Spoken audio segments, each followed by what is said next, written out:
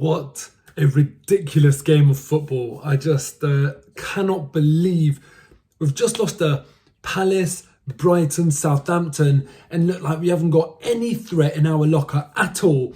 And then we've just gone to Chelsea away, which is massive, massive crunch game. A game that if we lost 4 defeats in a row, it would have meant it would have honestly basically just destroyed our season. And we had this glimmer of hope that exists in every single football match, that despite Chelsea, a team that have just got into yet another cup final, and Arsenal, a team that have just got 3 Premier League games on the trot, there's always that glimmer that on the day anything can happen. And man, what a roller coaster of a game. You know what? It's good actually that I'm sponsored by these guys for this video, because how the hell do you manage your emotions as an Arsenal game? They got me believing, Arsenal got me believing that we can get top 4 before the international break. And since that international break, they've just seeped all of that belief away. And now they're doing this again. And you know what people say, it's the hope that kills you.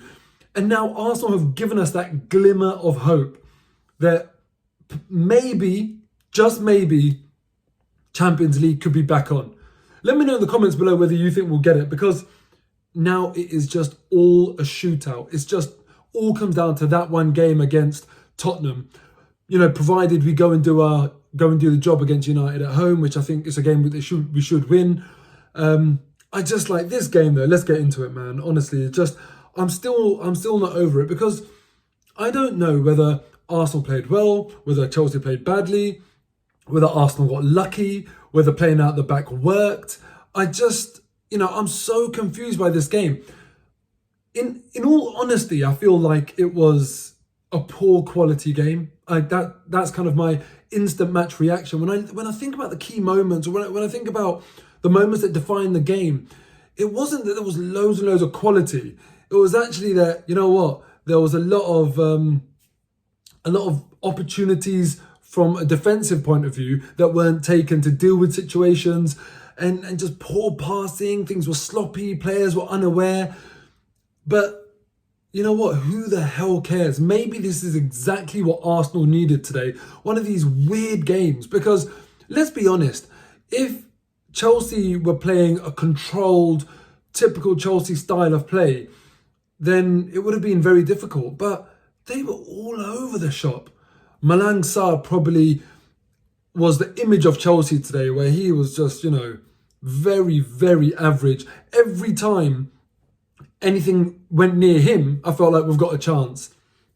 And somehow we've gone and scored 4 goals at Stamford Bridge. It's just unbelievable. I mean, the first goal, you look at that. And the thing is, with Lacazette, I think no one really cared that he wasn't starting today. I think we're all a bit fed up of his lack of performances. But with Nketiah, everyone's always said like he doesn't do anything else. Like if he doesn't get chances put on a plate for him, he doesn't do anything else.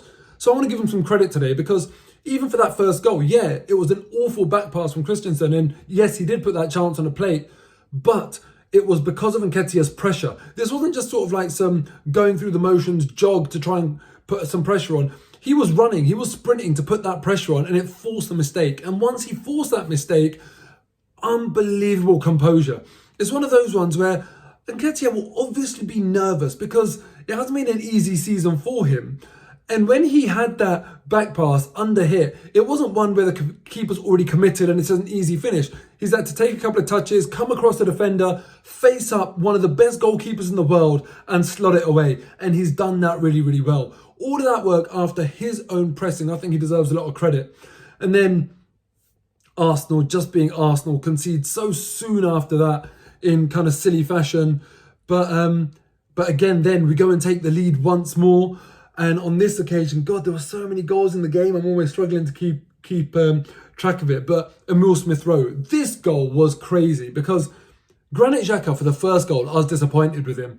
The first goal that Chelsea scored, I was disappointed with him, because Granit Xhaka, for me, is one of those players that he makes stupid decisions and he does silly things, but he actually isn't a bottler, in my view. He tries to do the right things and he stands up to be counted.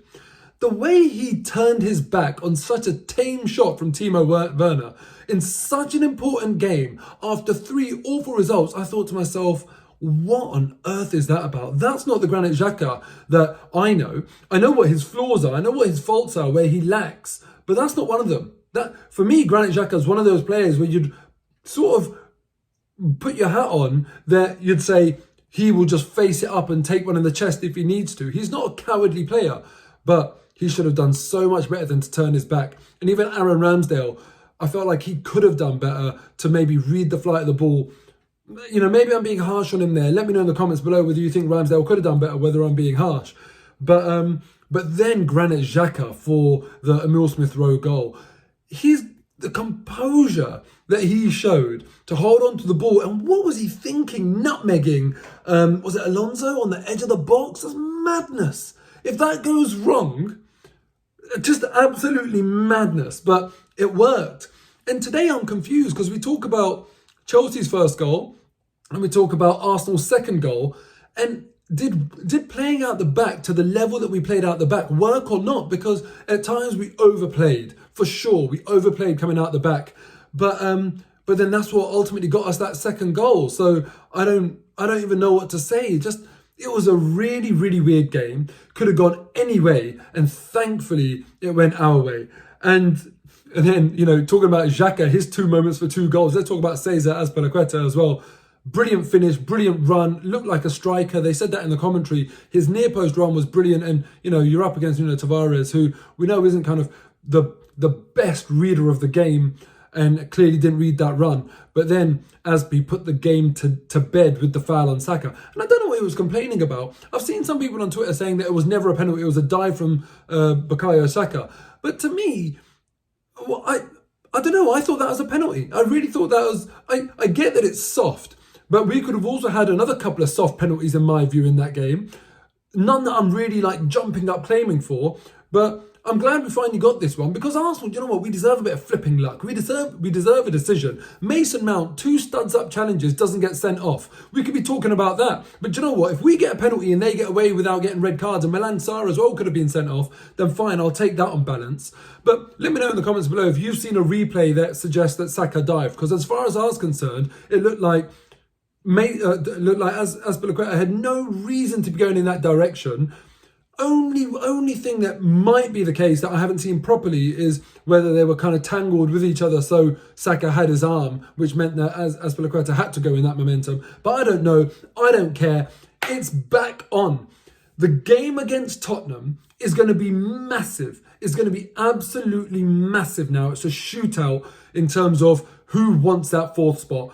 And if Arsenal can show the nerve that we showed in this game, because for all of the bad defending and openness of the game, when we went 3-2 up, when we went into the lead for that 3rd time, then we dealt with the game a lot better. Our game management was much better. I think El Neni came into his own at that moment of the game where, you know, it was just a case of shoring it up and making sure we don't concede. Bukayo Saka I thought was brilliant. He was a threat throughout the game.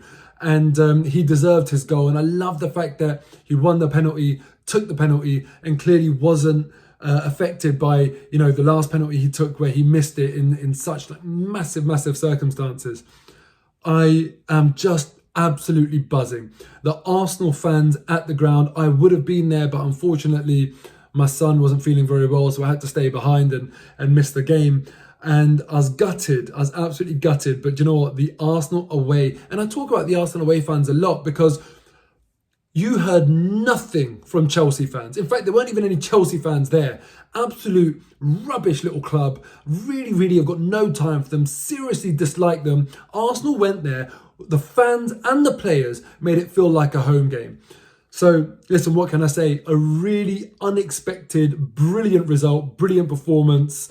I think, as I said before, I'm not quite sure, but in any case, however the game panned out, we had to react to it, and we did react to it in the right way. And on that basis, I am going to sign off on this video and say it was a brilliant performance.